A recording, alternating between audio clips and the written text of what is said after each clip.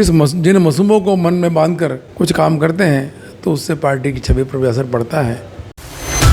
ऐसा एक भी काम नहीं करना जिसके कारण पार्टी की छवि को नुकसान हो। कई मतभेद हो सकते हैं लेकिन मनभेद नहीं है। अनर्गल टिप्पणियां भी करते हैं, यह वास्तव में विचारणीय प्रश्न है। कुछ नाम ध्यान में भी हैं, हम आपस में बैठकर उनको समझाएंगे। बाहर जाकर आप किसी प्रकार का व्यवहार और किसी भी भाषा का उपयोग नहीं करें। जनता के अंदर भी ये संदेश नहीं जाए कि पार्टी के अंदर फुटावल है।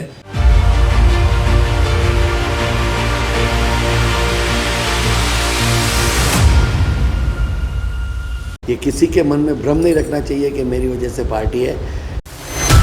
फिर आप जातीयगत आधार के ऊपर टिकट मांगते हो, ये व्यवस्था अच्छी नहीं है। मैंने कभी मेरे मुंह से ये नहीं कहा मेरे को विधायक का चुनाव लड़ना। पार्टी टिकट देगी तो चुनाव लड़ेंगे। अब नाम आ जाना, अब उस पर भी अगर किसको विरोधाभास लगता है तो उसका तो मेरे पास कोई इलाज नहीं। वो पार्षद बहुत बुरा हुआ करता था, आज वो पार्षद बहुत अच्छा हो गया है। उदयपुर की जनता सारा चीज़ देख रही है कि आज एक दूसरे के प्रति खाई खुद रही है। गाली गलौज करते हो हमारे महापौर जी के लिए, आपसी कार्यकर्ताओं को लड़ाने का काम। लेकिन गलतफहमी निकाल देनी चाहिए कि मैं बहुत खुश हूँ। अभिमान का वाला व्यक्ति ज़्यादा दिनों का मेहमान नहीं है। पाप का गड़ा फूटेगा ना, कोई बचाने वाला नहीं मिलेगा। नमस्कार, मैं हूं पूजा और आप देख रहे alert Bharat news. Bharatiya Janata party शहर जिला उदयपुर में इन दिनों चल रही गुटबाजी किसी से भी छुपी हुई नहीं है। अनुशासन का दंभ भरने वाली शहर भाजपा में कटारिया के असम के राज्यपाल बनने के बाद अनुशासन बिल्कुल दिखाई नहीं दे रहा है। दर्जन भर से ज्यादा विधायक के टिकट के दावेदार एक दूसरे पर भीतर खाने चीटाकाशी कर रहे हैं। वहीं कुछ तो खुलेआम भी बोलने से बाज नहीं आ रहे हैं। हाल ही में एक कार्यक्रम के दौरान उदयपुर के सांसद अर्जुनलाल मीणा पार्टी में गुटबाजी और अनुशासनहीनता पर सार्वजनिक रूप से अपनी पीड़ा जाहिर कर चुके हैं। सांसद मीणा कटारिया के सामने भावुक हो उठे थे। कटारिया को देखते हुए मीणा ने कहा कि उनके जाने के बाद पार्टी अनाथ सी हो गई है। सांसद ने पार्टी की भीतरी फूट को उजागर करते हुए यह तक कह दिया कि वर्तमान में चल रही गतिविधियां पार्टी विरोधी है। और तो और सांसद मीणा ने यह तक कह दिया कि अगर ऐसे ही हाल रहे तो आगामी विधानसभा चुनाव में उदयपुर शहर की सीट कांग्रेस की झोली में चली जाएगी। भाई साहब, मुझे कभी कभी मैं सांसद होने के नाते और पार्टी का एक कार्यकर्ता होने के नाते कभी कभी मुझे ऐसा लगता है कि हम सब लोग, हम जो आपके जाने के बाद में एक अनाथ सा महसूस करते हैं। लेकिन जो प्रेस में कुछ बातें ऐसी आती हैं तो मुझे बड़ा दुख होता है। और आप हमें इतने डांट पिला के ये जाए कि ये काम ऐसा करना है और आपको ये काम करना है, इसके अलावा कुछ भी नहीं करना है, तब तो जाके ये पार्टी का जो जनाधार आपने बढ़ाया है वो रहेगा। नहीं तो मुझे लगता है कि आपके जाने के बाद उदयपुर में वापसी भारतीय जनता पार्टी की नहीं होगी। ये मैं कटु सत्य बोल रहा हूँ। मीणा के भाषण ने चुनावी साल में शहर भाजपा के भीतर चल रही जबरदस्त फूट वाली सियासत की पोल खोल दी। वैसे तो उदयपुर शहर के लिए भाजपा के तथाकथित दर्जन भर से ज्यादा दावेदार विधायक बनने का सपना संजोए हुए है, लेकिन इसी सूची में सबसे दमदार दावेदार माने जा रहे हैं भाजपा के शहर अध्यक्ष रविंद्र श्रीमाली और उप महापौर पारस सिंघवी। इन दोनों से अलर्ट भारत न्यूज ने पार्टी की गुटबाजी और अनुशासनहीनता पर सवाल दागे।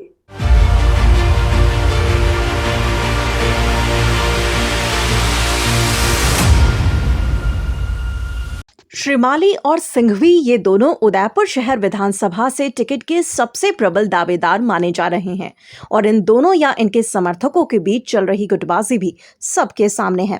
पार्टी के कई कार्यक्रमों में दोनों के समर्थकों द्वारा एक दूसरे पर जमकर छीटाकाशी की जा रही है। सबसे पहले अलर्ट भारत न्यूज ने रविंद्र श्रीमाली से पार्टी में चल रही अनुशासनहीनता के बारे में सवाल पूछा और श्रीमाली से सवाल पूछना इसीलिए भी जरूरी था क्योंकि वे पार्टी के कप्तान हैं।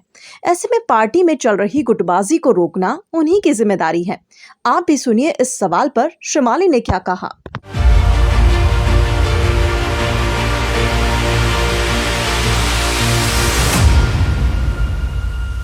देखिए, जो कार्यक्रम जो इसमें होते हैं लगभग पार्टी की पूर्ण मर्यादा में रहकर हम सभी लोग जो धरना प्रदर्शन करते हैं। हो सकता है कहीं कुछ आपको जो नजर आया हो इसमें है, और व्यक्तिगत तौर पर यदि आप बताएंगे तो मैं सोचता हूँ उस स्थिति को सुधारने का प्रयास करेंगे।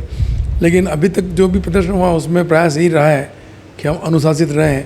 एक दो बार मुद्दे ऐसे आए हैं जिसमें निश्चित रूप से कुछ कमी खामी थी, तो हम उसको सुधारने का प्रयास करेंगे। ये अर्जुन लाल जी का जो हमारे सांसद है उनका वक्तव्य है, ये ज़रूर है सारे राजस्थान और मेवाड़ में माननीय कटेरा साहब का जो नेतृत्व रहा, जो क्षमता उनमें है और जिस प्रकार को संगठन को खड़ा करने में उनकी एक महत्वपूर्ण भूमिका रही है, आज असम के महामहिम बनने के बाद में हम सब लोग यहाँ पर कोई रिक्तता महसूस कर रहे हैं और उस रिक्तता को भर पाना बहुत मुश्किल है। आदरणीय कटेरा साहब की आँख की शर्म थी सभी लोग उनके आदेश को, और वो जो भी प्रेरणा देते थे उनको मानते थे, अभी भी सब मानते हैं। लेकिन कहीं न कहीं जिस प्रकार से कुछ अखबारों के माध्यम से भी और कुछ लोग जिन मसूमों को मन में बांधकर कुछ काम करते हैं, तो उससे पार्टी की छवि पर भी असर पड़ता है। अब सीधा तो इसमें प्रयास हमारा यही रहेगा कि इस प्रकार के जो कुछ भी काम होते हैं उस पर विराम किस प्रकार लगे, और महत्वाकांक्षा अति महत्वाकांक्षा को लेकर जिस प्रकार से कुछ लोगों का आचरण रहता है, इससे पार्टी को किसी प्रकार की क्षति न हो, तो इस बात का प्रयास करेंगे। हम सभी लोग मिलकर आपस में बैठकर समन्वय के साथ में काम करें। तो सुना आपने, श्रीमाली ने खुद ये स्वीकारा है कि पार्टी में अनुशासनहीनता चल रही है। वहीं जब हमने दावेदारी के नाम पर चल रही गुटबाजी के बारे में सवाल पूछा तो श्रीमाली ने क्या कहा, आप भी सुनिए। सर, अभी देखा गया है कि गुलाब जी के जाने के बाद में दावेदारी बढ़ी है, तो दावेदारी चलते हुए सर अलग अलग गुटबाजी हो गई है, समर्थक अलग अलग मतलब हर एक व्यक्ति के साथ में समर्थक अलग है, आपसी विवाद भी इस तरह से छीटाकशी होती है। सर काफ़ी सारे नाम आ रहे हैं इसमें, जैसे बालाजी सिंह सर, एक आप खुद का नाम है जो प्रबल दावेदारी कर रहे हैं, उदयपुर से प्रमोद जी सामर है। सर तो इस पे क्या करना चाहेंगे सर? मेरा आपके इस चैनल के माध्यम से निवेदन है कि इसे लोकतंत्र है और लोकतंत्र में अपनी बात कहने का सबको अधिकार है। और आदरणीय जब तक गुलाब चंद कटेरा साहब यहाँ पर थे, महामहिम के रूप में वो असम के राज्यपाल बने हैं, और उसके पश्चात जो उदयपुर से दावेदारी के बारे में जो बातें की जा रही हैं,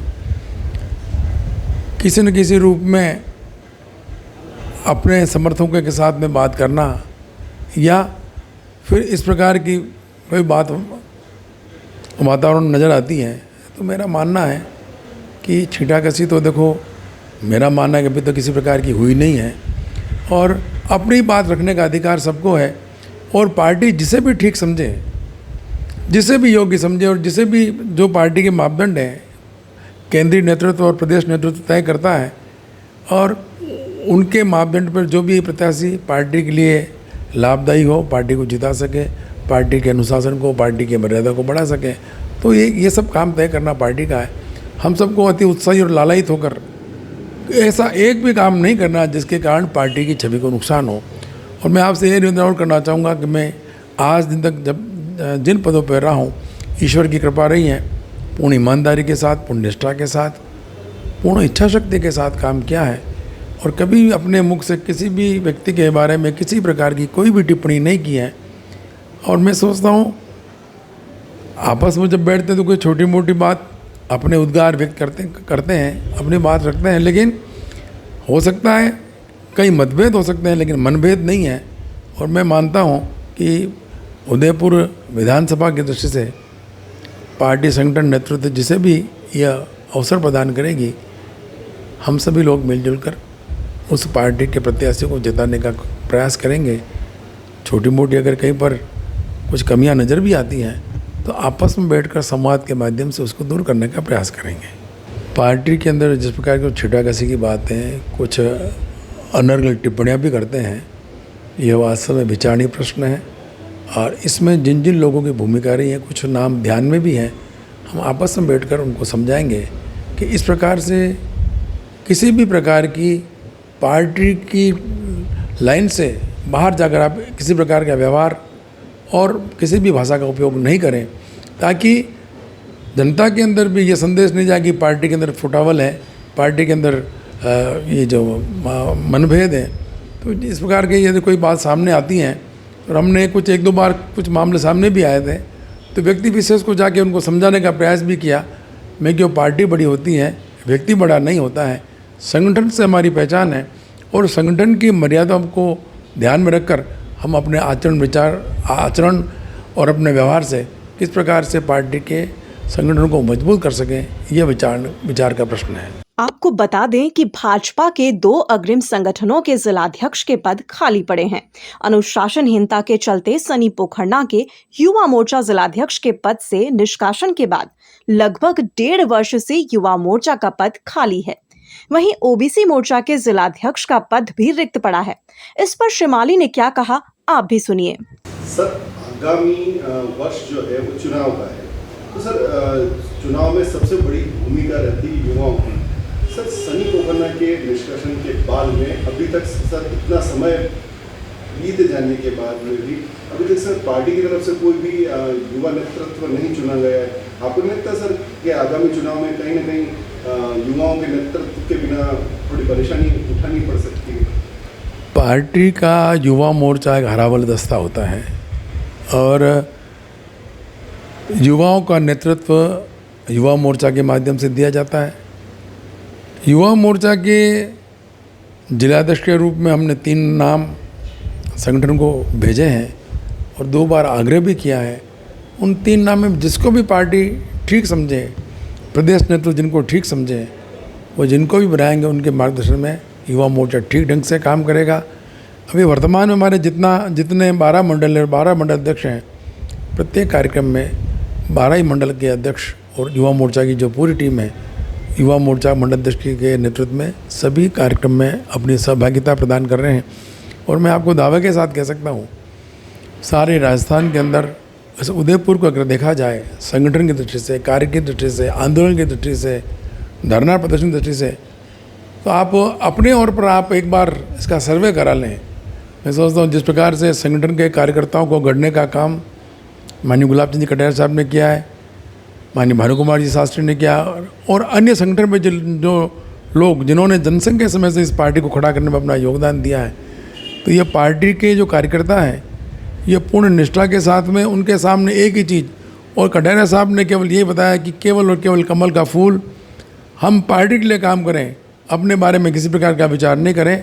पार्टी जिसको ठीक समझी कि उसको अवसर प्रदान करती हैं। तो मेरा मानना है कि पार्टी की कसौटी पर जो संगठन अभी वर्तमान में चल रहा है, मैं अपने मन के अंदर भी स्वांतः सुखा का अनुभव करता हूँ, और यह मेरे मन में प्रसन्नता है कि पार्टी का प्रत्येक मोर्चा, पार्टी के मंडल के अध्यक्ष, पदाधिकारी जिन को जो जिम्मेदारी सौंपी जाती हैं उसको बहुत मनोयोग से पूरा करते हैं। अब नज़रिया कई लोगों का अलग हो सकता है, और इसलिए युवा मोर्चा के लिए जो नाम हमने भेजे हैं, मैं कल लाडनू में हमारी प्रदेश कार्य समिति की बैठक है, मैं उसमें भी जाकर उनसे निवेदन करूंगा कि कृपया आप मोर्चा अध्यक्ष के रूप में शीघ्रता से शीघ्र आप अपनी ओर से आदेश प्रदान करें, ताकि पार्टी का जो युवा मोर्चा का जो हमारा संगठन है वो बहुत उत्साह के साथ, जिम्मेदारी के साथ, और आने वाले दिनों में जो अपेक्षा और आकांक्षा युवा मोर्चा है, उस आकांक्षा पर युवा मोर्चा खरा उतर सके। तो सुना आपने, ये थे पार्टी के कप्तान। अब बात करते हैं शहर विधायक के और प्रबल दावेदार पारस सिंघवी से। उदयपुर में सिंघवी की लोकप्रियता किसी से छुपी हुई नहीं है, और उप महापौर बनने के बाद से तो उनकी प्रसिद्धि में जैसे 4 चांद लग गए हैं। बिना किसी अधिकारों वाले पद को भी सिंघवी ने बड़ी बखूबी से निभाया है, और इसी के चलते नगर निगम में उनका एक छत्र राज है। सिंघवी की प्रसिद्धि के चलते उनकी अपनी ही पार्टी में कई दुश्मन बन गए हैं, और अब तो पार्षद भी उनके खिलाफ मोर्चा खोलकर बैठ गए हैं। बेखौफ होकर बोलना सिंघवी के आदत में है। अब उनसे कटारिया के राज्यपाल बनने के बाद पार्टी की स्थिति के लिए पूछा तो उन्होंने अपने चिर परिचित अंदाज में ही जवाब दिया। सुनिए आप भी क्या कुछ कहा पारस सिंघवी ने। जैसे अभी आगामी चुनाव बहुत पास में है, उसको देखकर सर बार बार ये लग रहा है जैसे कोई भी भाजपा का प्रदर्शन हो या फिर कुछ भी रैली हो, उसमें अनुशासन की काफ़ी परेशानियां देखी गई है, अनुशासनहीनता देखी जा रही है। सर इस पर कुछ बताएं। भारतीय जनता पार्टी एक अनुशासन पार्टी है, अनुशासित पार्टी है। और आपका प्रश्न बिल्कुल सही है। आदरणीय कटारिया साहब के महामहिम बनने के पश्चात कुछ कमियां देखने को मिल रही है। यह जो पार्टी की कमान संभालता है, पार्टी के कप्तान की जिम्मेदारी है कि वह अनुशासित ढंग से कार्य करवाएं। सर, ऐसा भी देखा गया है कि अभी सांसद महोदय ने खुद ने एक खुले मंच पे कहा है कि जैसे कि कटारिया जी के जाने के बाद में हम बिल्कुल ही या तो फिर लावारिस हो गए या फिर निरी हो गए, इस तरह से सब ये बयान ये सांसद महोदय का बयान है। उन्होंने किस संदर्भ में कहा, क्यों कहा, कैसे कहा, ये मैं तो इसका स्पष्टीकरण नहीं कर सकता हूँ। और ऐसा कुछ भी नहीं है। भारतीय जनता पार्टी का संगठन हम संघ के स्वयंसेवक हैं। मेरा ऐसा सोचना है। डॉक्टर हेडगेवार जी ने संघ की स्थापना की और हम उसके आनुशासिक संगठन के कार्यकर्ता हैं। और डॉक्टर हेडगेवार जी नहीं है, लेकिन 100 वर्षों का संगठन होने वाला है। हम भारतीय जनता पार्टी के कार्यकर्ता हैं। 1980 के अंदर भारतीय जनता पार्टी की स्थापना हुई। अटल जी आज नहीं है, अडवाणी जी आज एक्टिव नहीं है। उसके पश्चात भी संगठन निरंतर कार्य कर रहा है। कोई व्यक्ति आएगा, कोई व्यक्ति चला जाएगा, लेकिन संगठन जीवित रहेगा। ये किसी के मन में भ्रम नहीं रखना चाहिए कि मेरी वजह से पार्टी है। कितने ही पारस आएंगे और कितने ही पारस इस पार्टी के अंदर चले जाएंगे, पार्टी अखंडता के साथ में निर्बाध रूप से कार्य करती रहेगी। मेरा ऐसा सोचना है। ये बात सत्य है कि थोड़ा बहुत समय लगता है। अगर व्यक्ति कोई अच्छा मान लो किसी कारण से अगर चला जाता है तो ये बात सत्य है बिल्कुल कि कुछ समय लगता है, 2-3 महीने उसके अंदर लगते हैं और वापस पार्टी। हम 2 सांसद थे, आज कितने सांसद हैं? हमने जीवन में कभी कल्पना नहीं की कि भारतीय जनता पार्टी कभी सत्ता पर काबिज होगी। आज भारतीय जनता पार्टी लगातार दूसरी बार काबिज है। नरेंद्र मोदी जी के लिए किसने सोचा नहीं था कि वो प्रधानमंत्री बन जाएंगे। आज देश के प्रधानमंत्री बनकर काम कर रहे हैं और अच्छा काम कर रहे हैं। इसीलिए तो पब्लिक उनको बार बार चुन रही है। ये बात सत्य है कि संगठन में रिक्तता आती है, लेकिन पुनः उसको रिक्तता भरने के लिए हमारे पास ऐसे कई नेता हैं कि जो उस रिक्तता को भरेंगे। हाँ, उस व्यक्ति की रिक्तता को भरना ये तो संभव नहीं होगा, लेकिन पार्टी का काम किसी भी कीमत में रुकने वाला नहीं है। निश्चित रूप से पार्टी चरवेती चलती रहेगी। सिंघवी ने बिना नाम लिए पार्टी के जिलाध्यक्ष पर भी हमला बोला। सिंघवी ने कहा कि पार्टी में चल रही अनुशासनहीनता को रोकने का काम जिलाध्यक्ष का होता है। ऐसे में सिंघवी ने पार्टी में चल रही गुटबाजी के लिए श्रीमाली को जिम्मेदार ठहराया। सबसे बड़ा भाजपा में भी देखा जा रहा है सर गुटबाजी, क्योंकि सभी अपनी अपनी दावेदारी रखते हैं। कुछ ऐसे पार्षद भी है जो बहुत ज़्यादा दावेदारी रख रहे हैं। हर व्यक्ति का अधिकार है पार्टी में दावेदारी रखना, लेकिन वह गरिमामय ढंग से रखे, कोई आपत्ति नहीं है। समाज को बांट कर दावेदारी रखना ये नहीं होना चाहिए। मैं किसी व्यक्ति का नाम नहीं लेता। हम भारतीय जनता पार्टी के कार्यकर्ता हैं ना, हम संघ के स्वयंसेवक हैं ना। हमने तो हमारे संघ के अंदर और संगठन के अंदर कभी जातिवाद व्यवस्था में विश्वास नहीं किया। ये बात सत्य है कि मैं किसी जाति से आता हूँ, हम मेरे सामने वाला व्यक्ति की दूसरी जाति का आता है, हम बैठकर साथ में खाना खाते हैं, पारिवारिक दृष्टि से खाना खाते हैं। फिर आप जातीयगत आधार के ऊपर टिकट मांगते हो, ये व्यवस्था अच्छी नहीं है। गरिमामय ढंग से पार्टी के नाते टिकट मांगो, कोई आपत्ति नहीं है, लेकिन समाज को तोड़ने का काम मत करो। आप पार्षद बन जाओगे, आप सभापति बन जाओगे, आप विधायक बन जाओगे, लेकिन मेरी पार्टी तो टूट जाएगी ना। मेरा ऐसा व्यक्तिगत रूप से सोचना है। क्यों जातिगत विचारों से लेकर अपने को अलग कर रहे हो? मेरे भाई ऐसा मत करो, ऐसा मेरा सोचना है। हाँ, आपने दावेदारी का विषय रखा, हर व्यक्ति दावेदार बन सकता है। जिसमें योग्यता है संगठन उसको दायित्व देगा, जिसको जिम्मेदारी देगा वह चुनाव लड़ेगा। भाग्य में होना चाहिए, प्लस कर्म के माध्यम से काम किए जाओ, ऐसा मेरा सोचना है। सर, दावेदारी में आपके द्वारा नहीं तो आपके समर्थकों के द्वारा आपका नाम काफ़ी रखा जा रहा है कि नहीं पारस सिंघवी जी का, मतलब आप समझ रहे हैं जिस तरह से दावेदारी रखी जा रही है सर उस पर। मैंने कभी मेरे मुंह से ये नहीं कहा मेरे को विधायक का चुनाव लड़ना। मेरे समर्थक कौन? भारतीय जनता पार्टी के प्रत्येक कार्यकर्ता मेरे समर्थक है। मेरा व्यक्तिगत रूप से ऐसा सोचना है। पार्टी टिकट देगी तो चुनाव लड़ेंगे।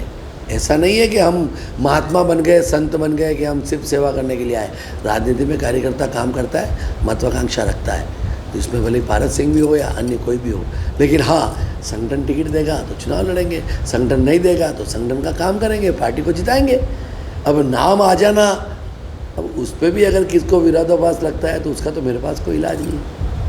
आंतरिक कलह और गुटबाजी को लेकर क्या कहेंगे? हाँ, ये बात सत्य है। इन दिनों के अंदर आंतरिक कलह बहुत देखने को मिल रहा है, नहीं होना चाहिए। आपसी में पार्षदों को लड़वाने का काम जो कर रहा है उसको नहीं करवाना चाहिए। आज के 6 महीने पूर्व या आज के 1 साल पूर्व वो पार्षद बहुत बुरा हुआ करता था, आज वो पार्षद बहुत अच्छा हो गया है। क्यों? क्योंकि वो पार्षद मेरे साथ नहीं है, या मेरे साथ वर्किंग में नहीं है, या मेरे से किसी कारण से द्वेष भाव रखता है। तो यार, व्यक्ति 6 महीने में तो अच्छा और बुरा नहीं हो सकता है। व्यक्ति तो अपने काम से अच्छा और बुरा होता है। ये संगठन का नैतिक दायित्व तो बनता है कि पार्षदों में सामंजस्य से बैठे, आपस में एकजुटता रहे। मैं पारस को बुलाऊंगा और आपको नहीं बुलाऊंगा तो सामंजस्य कैसे बैठेगी? ये निश्चित रूप से इस पर विचार करने की आवश्यकता है। गलत आरोपों को लेकर, गलत तथ्यात्मक बिगर रिपोर्ट के आधार के ऊपर सिर्फ व्यक्ति को चरित्रहनन करना ये अच्छा नहीं है। उदयपुर की जनता सारा चीज़ देख रही है, अपनी आंखों से देख रही है। उनको सबको पता है कि किस कारण से हो रहा है। विधानसभा चुनाव के बाद में सब अच्छा हो जाएगा, ऐसा मेरा सोचना है। लेकिन मैं आपके चैनल के माध्यम से एक बात और कहना चाहता हूँ, सबको साथ लेने का काम की जिम्मेदारी किसकी है? जिसकी जिम्मेदारी है उसको जिम्मेदारी का निर्वहन करना चाहिए। वह अपनी जिम्मेदारी को निर्वहन नहीं कर रहे हैं, उसका परिणाम है कि आज एक दूसरे के प्रति खाई खुद रही है। एक मंडल अध्यक्ष कुछ भी शब्दों का उपयोग कर ले, एक मंडल अध्यक्ष बैठकों में नहीं बुलावे, ये मंडल अध्यक्ष की गलती नहीं है, ये पार्टी के शीर्ष नेतृत्व की गलती है। मैंने गलती की है तो शीर्ष नेतृत्व बुलाकर मेरे को डांटे, और अगर किसी व्यक्ति दूसरे ने गलती की है, चाहे वो मंडल अध्यक्ष क्यों नहीं हो, अगर उसने गलती की है तो शीर्ष नेतृत्व को डांटो। महापौर किसने बनाया? पार्टी ने बनाया। उपमहापौर किसने बनाया? पार्टी ने बनाया। आदरणीय कटेरा जी ने बनाया। और आप बैठकों के पश्चात जिस तरह से गाली गलौज करते हो हमारे महापौर जी के लिए, आप शब्दों का प्रयोग करते हो, ये शोभा देता है क्या? करो ना सामने जो कहना है। जो हमारी पार्टी के अंदर तो यही हमको सिखाया है, जो कहना जो मुंह पे कहना, फूट पीछे क्यों कहते हो? विधायक बनाएगी तो जनता बनाएगी, संगठन बनाएगा। लेकिन विधायक का टिकट अभी तो 6 महीने बाकी है विधानसभा के अंदर, उसके पहले आपसी कार्यकर्ताओं को लड़ाने का काम और झूठे आरोपों के माध्यम से लड़ाने का काम बिल्कुल पूर्ण रूप से गलत है। इसकी मैं पुरजोर शब्दों में आपके चैनल के माध्यम से उसकी निंदा करता हूँ। तो सुना आपने, सिंघवी ने यहाँ बिना नाम लिए जिलाध्यक्ष श्रीमाली पर जमकर आरोप लगाए। सिंघवी का साफ इशारा यही है कि जिलाध्यक्ष श्रीमाली के कहने पर ही मंडल अध्यक्ष उन्हें पार्टी के कार्यक्रमों में नहीं बुलाते। आपको बता दें कि कुछ महीने पहले अंबेडकर मंडल अध्यक्ष राजेश वैष्णव तो सिंघवी को खुलेआम चुनौती तक दे चुके थे। वैष्णव श्रीमाली के करीबी माने जाते हैं और ऐसे में सिंघवी को ये लगता है कि प्रति अध्यक्ष के इशारे पर ही मंडल अध्यक्ष ने उन्हें चुनौती दी थी। एमपी बनना ही सब कुछ है क्या? पार्षद बनना ही सब कुछ है क्या? मैंने ऐसे कौन से बहुत ज़्यादा काम बढ़िया कर लिए कि मैं उपमहापौर बन गया? नहीं, मेरे भाग्य में था मैं उपमहापौर बन गया। गुलाब जी भाई साहब उदयपुर से आज इतने बड़े नेता बने तो उदयपुर की जनता के आशीर्वाद से बने, जनता की वजह से बने, पार्टी संगठन की वजह से बने। मैं भी आज 4 बार पार्षद रहा हूँ, अलग अलग क्षेत्र से पार्षद रहा हूँ। मैं पार्टी का ऋणी हूँ कि मुझे 4 बार टिकट दिया। ऐसा नहीं है कि मेरे में बहुत ज़्यादा योग्यता है, योग्यता सभी में होती है, भाग्य प्रबलता और टिकट दिया तो 4 बार पार्षद बन गया, उपमहापौर बन गया, इसलिए काम कर रहा हूँ। लेकिन गलतफहमी निकाल देनी चाहिए कि मैं बहुत कुछ हूँ। व्यक्ति की जिसे कहना चाहिए ना कि अभिमान चूर होते हुए क्षणिक समय लगता है, पता ही नहीं लगता है। अभिमान का वाला व्यक्ति ज़्यादा दिनों का मेहमान नहीं है। जब तक आप चल रहे हो, चलते रहो, पाप का गड़ा फूटेगा ना, कोई बचाने वाला नहीं मिलेगा। ऐसा मेरा व्यक्तिगत रूप से सोचना है। कटारिया के महामहिम बनने के बाद उदयपुर शहर भाजपा में बिखराव साफ तौर पर दिखाई दे रहा है, क्योंकि अब मेवाड़ भाजपा में कटारिया जैसे शक्ति केंद्र नहीं है जिनकी पूरे मेवाड़ में मजबूत पकड़ थी। वहीं विधायक के प्रबल दावेदार श्रीमाली और सिंघवी की बातों से यही लगता है कि कोल्ड वॉर अभी थमने वाली नहीं है और आगामी चुनाव सावन में दोनों की ओर से शब्द रूपी बरसात बरसने की उम्मीद नजर आ रही है।